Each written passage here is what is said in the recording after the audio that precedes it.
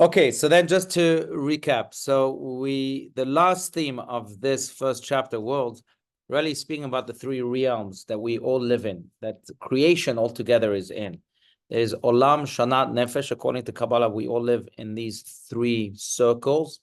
Circle of the world, that which surrounds us, that which we live in. Then you have the circle of time, and then you have the circle of the soul.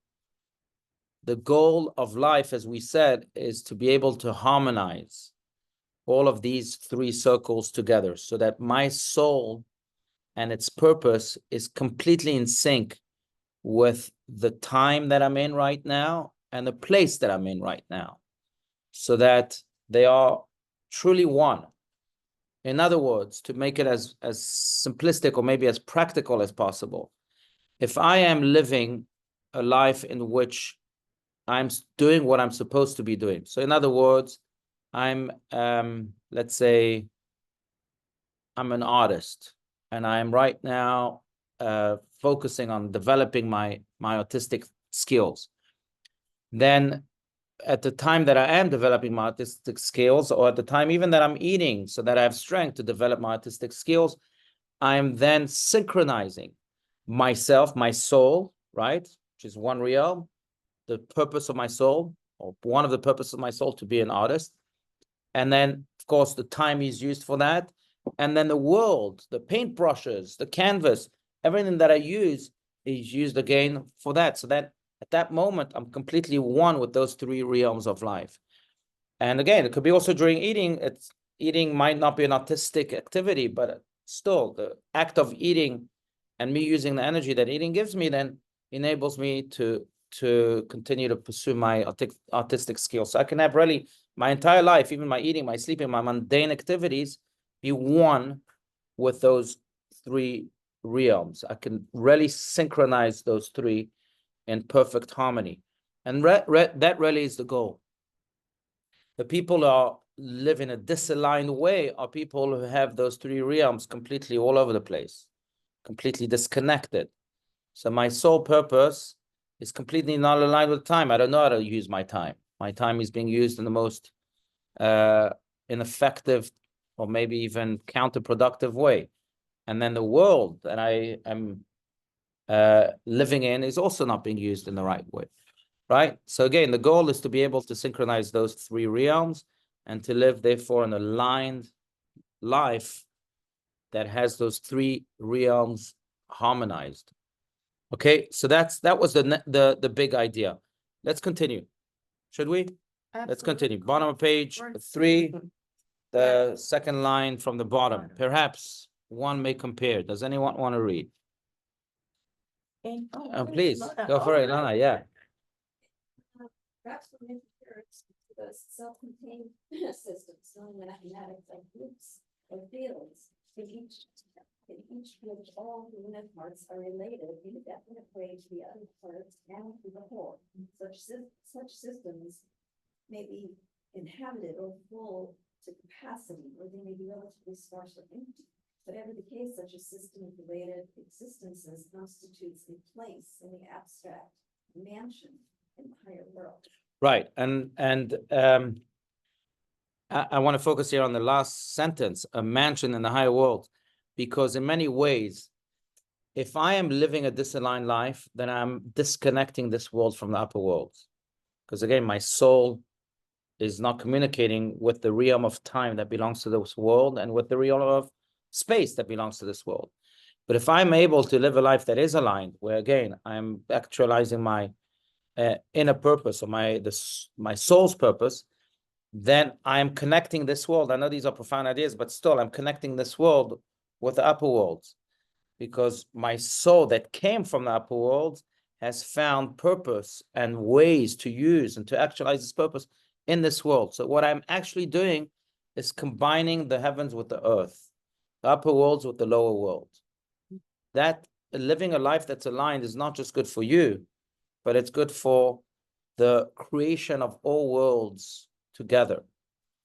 And that's what this is referring to, a mansion in the higher worlds, that you're really creating this mansion in the higher worlds that comes from your activity in this world.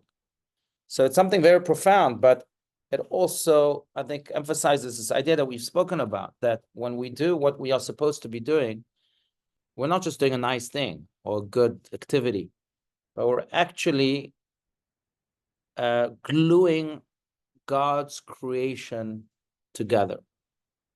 It's an idea that we spoke about when Rabbi Steinsaltz spoke about this Kabbalistic idea that when Adam and Eve sinned and they ate from the forbidden tree, this world became disharmonized. And 288 sparks of divinity that were once glued together were all of a sudden scattered across the world. And every time we do a mitzvah, we are kind of gluing those sparks back together. This world with the upper worlds. And that's really what this mansion is referring to. So it's a very profound idea, but I think it should encourage us to do as many mitzvahs as possible and to be as aligned with ourselves, with our souls as possible. Because then we are doing a favor not just to ourselves, but to the entire world altogether. That's the power we have. By the way, this is also why the upper souls, the souls that are deceased, are in many ways jealous of us here in this world. And the reason is because they can't glue those sparks back together. They can't glue this world with the upper worlds. They can't harmonize the different segments of God's creation. We can. They can't. So they're jealous of us, right? Remember we said that that's why when you walk into a cemetery and you have a mitzvah that's in full display, like tzitzit, for example, someone put their tzitzit outside, then you have to tuck that in because the souls are jealous of you. With that mitzvah, you're able to glue those worlds together. And you don't want to create jealousy among souls and just in a way make them feel bad. So you hide those mitzvahs. Like the challah and the wine. You don't want anyone to feel bad. That's Or the moon and the sun. no, that's right. That's challah and the wine. Those are the sparks. But especially with souls, you're not allowed to do mitzvahs in a cemetery. You're not allowed to make challah in a cemetery, right? Because again, it makes the souls jealous. They can't achieve what your basic making of challah is achieving, which is really gluing worlds together. Yes. We were talking about souls and then coming back. So are all Jewish souls leave and come back and people that are Jewish, or I don't know what's been written about reincarnation, the concept of reincarnation altogether. Yes. Could it be someone that's not Jewish? They started. So it's an excellent question. So I think this concept of reincarnation altogether is most elaborated by Rabbi Yitzchak Luria in a book that he composed called Sha'ar Gilgulim, the Gates of Reincarnation. And there he does speak about the different types of souls that do come back, why they come back. But to relate to your question, so some souls do come back in different forms. Sometimes it could be non-Jewish bodies, but then usually these non-Jews feel that they are Jewish and therefore they convert. Sometimes souls come back in animals. You're my father. Ready? We definitely have a special soul in our house. My dog does the same smile. Really? Really, but I they look. Did you get along with your father-in-law? Oh, good. Okay. Mm. Dog that live in my house. Right. How I treat the dog. Yeah. So yeah, sometimes it's animals or birds and things like that. So there are different forms of reincarnation that we believe in, according to Kabbalah, according to Rabbi Yitzchak Luria. But the trick is, and that's many ways the mystery of it all, is that we don't know. We never know. So you might think, yeah, I mean, I don't know if you know therefore, but sometimes you can sense it. Yeah, maybe. It's cute. And he keeps him top of mind all the time. Right. There you go. There you go. Exactly. That's true. That's true. But I will say that it is connected to that which you have to rectify, right? So for example, speaking of souls being reincarnated into dogs, Rabbi Yitzchak Luria, who speaks of this idea, once gave a class to his students. I don't know if we've ever mentioned this, but he would actually give his classes in the fields outside because he believed in reconnecting in this world again with the upper world. So when you give a class outside, you're taking all the plants and the trees and the nature of the outside and you're making them divine. You're gluing those worlds together. That's why he would, maybe we should have a class outside, right? Yeah, no, especially now in the summer. It's a great idea, right?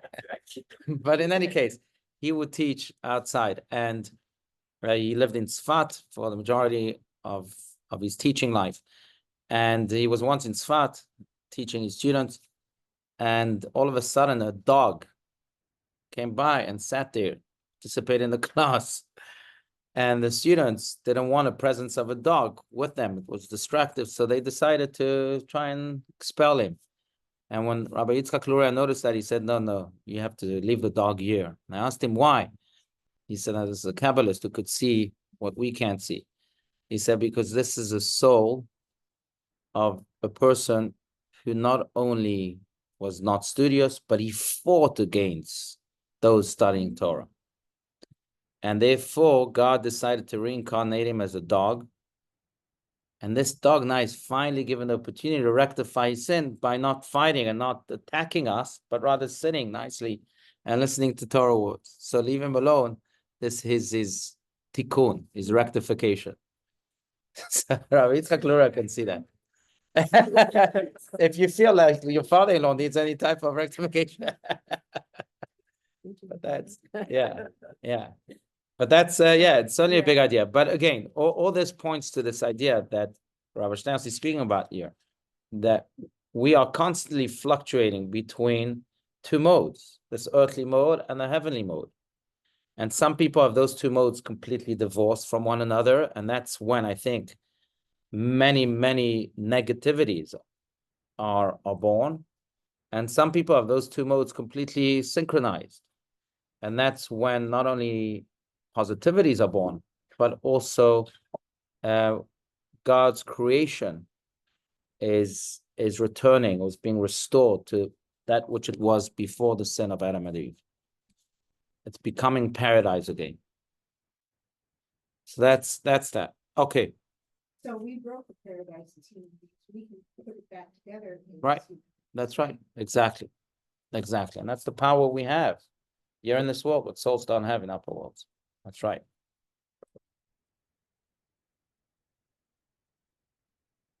We want to go deeper into this. So there's this Kabbalistic idea that kola yored kola gavoa beyoter yored mata yoter, which means that whoever is higher can go to a lower place. The higher you are, the lower you can go. Now, this is true psychologically, that, usually people are like, let's say, geniuses. People are truly geniuses can go also very low because it makes them crazy, right? That's right. Makes them so insane. It's the genius that can make them go so low because they are so high. That's true psychologically. But Kabbalistically, it's taken in a different direction. That if you are a soul that comes from a very high place, then it is your duty to go to a very low place. Why? Because you're the only one who can rectify that low place because of the holiness that you carry, since you're so high. We notice that that's the reason why, if you think about this, so we just had Passover. In Passover, we speak about the 4 children, right? Now, what's interesting is the order of these 4 children. You have the wise man, and then you have the wise son and the wicked son, right? Why are they next to each other? And according again to Rabbi Nachman of Breslev, it's because only the wise son, if you're truly wise, you can relate to the wicked. Because again, you're wise. So that's why God is putting you next to the wicked, so that you, the wise son, knows your mission to relate to the wicked, to go as low as possible. And I think it's an exercise that we should do. We should ask ourselves, how low can I go? Not to fall low, but to elevate the low. How far reaching can I be? Because if God has given me the power to really elevate even the lowest, then that's what I should be doing. People who can't, then maybe they have to enclose themselves in holy places all day long and I'll go out. It's like going into the trenches, people that work with, the worst elements of society Mm-hmm. that have the compassion, the empathy, and the patience. Right. And so many couldn't do that. They want to work with already civilized, sophisticated people, and it's a Mhm. much easier job. Yeah. Like my job, for example, I've never really, well, I did when I worked in the penitentiary system. I worked with convicted criminals. That was a long time ago. But for the most part, to really work with the most severe, the people.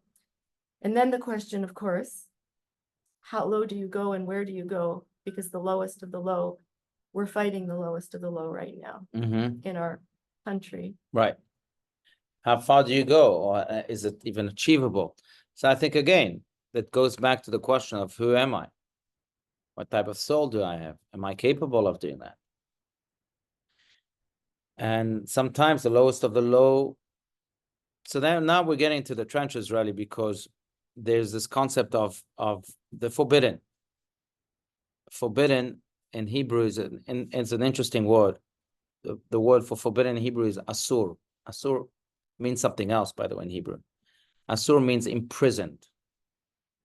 Imprisoned, from the word asir, right? Like a prisoner. It's interesting. It's very interesting because the word for permissible is mutar, which really doesn't mean so much permissible, but it means lahatir, like lahatir keshe, released. That which is permissible means that which is released, and that which is forbidden means that which is imprisoned. What is this referring to? So again, since this is a class of Kabbalah, so we're speaking about the general mission of a human being to elevate this world, right? And to connect this world with the heavenly world. This is what we've been saying. Now, this world includes very, very low levels, but some levels are so low that they're completely imprisoned by evil forces. And regardless of how high my soul is, I'll never be able to redeem them. Now, the goal is indeed to make this world released, permissible. But some levels of this world are so deeply entrenched in evil that they are forbidden. Only when Mashiach comes, that's when these levels will be able to be redeemed. Why? Because Mashiach is the highest soul. And the highest of highs is the only one that can relate to the lowest of lows. How do you define those? It's a good question.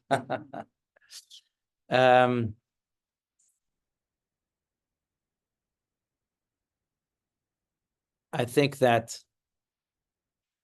there are 3 levels of awareness. And the lowest of lows are the people who have the lowest level of awareness. And what I mean by this is as follows. The one level of awareness is the awareness that I am not living just a life for me. I'm living a life for God, something that's greater than me. And my whole awareness then guides my life, that type of awareness. Second level of awareness is I don't know if I'm living a God for something that's greater than me. I'm just living to exist, to amass. I'm existing, not living. So I amass stuff, I amass wealth, but at the end of the day, I'm the center of that life. I think the lowest level of awareness is when I am so entrenched in this I, in this ego, that I superimpose my ego on everything around me. Second level of awareness says, okay, there's me and there's someone else, but I count. Someone else can exist. I'll live and let live. The third level of awareness is I'm not letting live. You have to serve me. Everything is meant for my own egotistic purposes. That's when things become evil.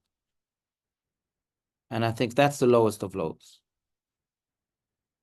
And that's very, very hard to lahatir, to make permissible, to release. Because your ego that has turned almost evil is now imprisoning everything. Doesn't seem like the lowest of low. That's how defines 10% of the population. Hmm. And I think of most, well,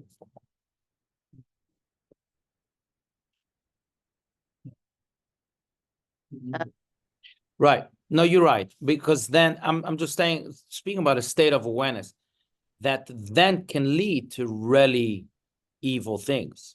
Mhm. But the root of, let's say, murderers comes from this lowest state of awareness. So you're right. If we had to further condense it, then I would look then at actions, not just state of awareness. Can I mention something? Yes, please, Inka. It's interesting that the lowest state of awareness is ego, which would be the highest form of state awareness, because when you have a superlative ego, you're fully aware of only yourself. So, and that is the lowest instead of the highest.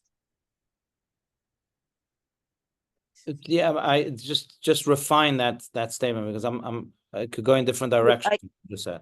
I think you said I've heard this before, that ego is the lowest form of living is when you have a superlative ego, because then you become too self-consumed, right?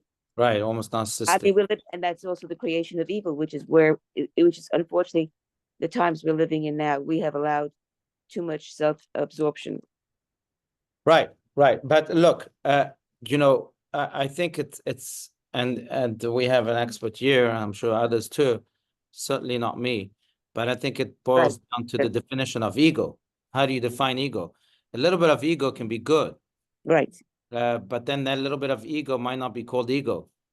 Might just be called healthy self-esteem, Mm-hmm. and that's necessary too. But what I mean by ego is the self-serving drive, where I become again the only important thing that exists. I think maybe, Inka, just to your point, Yes.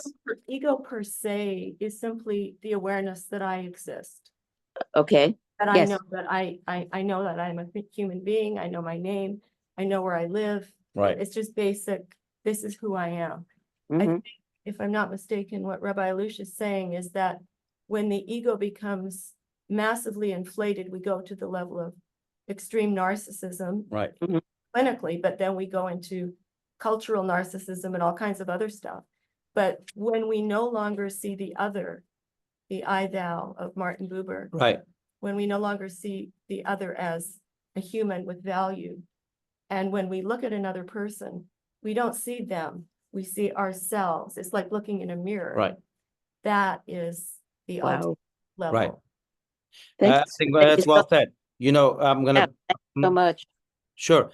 I'm gonna paraphrase Rabbi Steinsaltz, who would often say that every relationship, think about this, every relationship as an I and a you.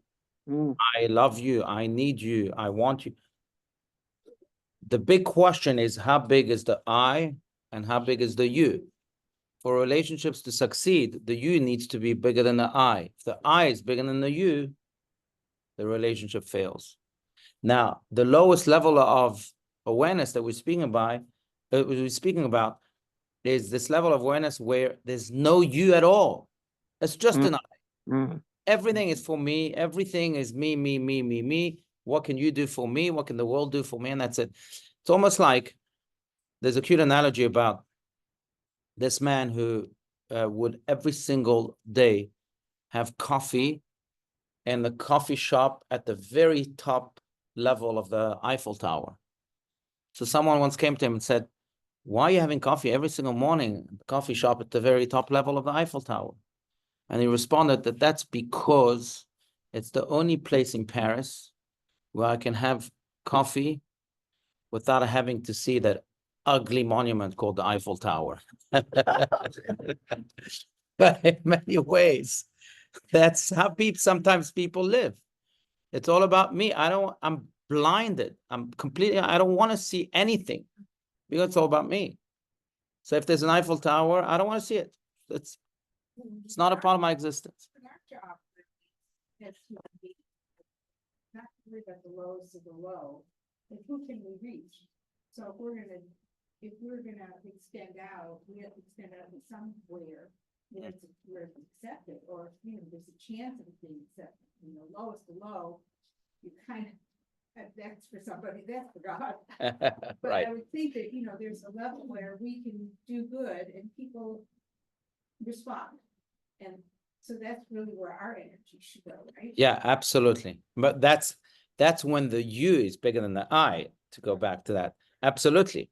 I'm living really for a greater cause, for the you, not for the Yeah. I. Yeah. Well said. Very well said. You know, I think that I want to, since we just came from Passover, let's connect it to some of those sources. But it's interesting because how do we begin the Haggadah, the most dominant part of the Haggadah, which is really the fulfillment of the mitzvah to tell the story. So we begin it with the paragraph that says Helach Ma'aniya, and then Kol Dichfin Yeteh V'Yechol. Do you remember the paragraph? We just read it on Passover, which means everyone who wants, please come and eat. Right? We begin with an open invitation to the whole world, to everyone in the world. Just come and eat, come. Now, my question to you is this. Is that the moment to invite people? You're already at home. You already came home. You already are about to eat. Now you're going to invite people? You should have invited people 3 days ago or 3 months ago. No. Now you're about to start to eat. You invite people. Why then? Is it for every last? That's very much connected. And that is because if you think about this, even neuroscientifically, if you think about this, every sense is touched during the Passover night, during Passover Seder. The taste, the hearing, you have to listen to the story, right? The sight, you have to see people act out the story according to Maimonides. So every sense is. The problem with that is that then you become so self-focused. So what does the Haggadah do brilliantly? Let's think of the other before you even go there. So that you can counterbalance yourself with the other, with a you. So that it's not just an I story, but it's a you story. And when you have that healthy balance, then you can fulfill the mitzvah. Otherwise, the mitzvah can be very self-serving and then misses the point altogether. That goes back to what you were saying. It's the I versus the you, and me focused on the you, not focused on the I. Yeah. You're gonna be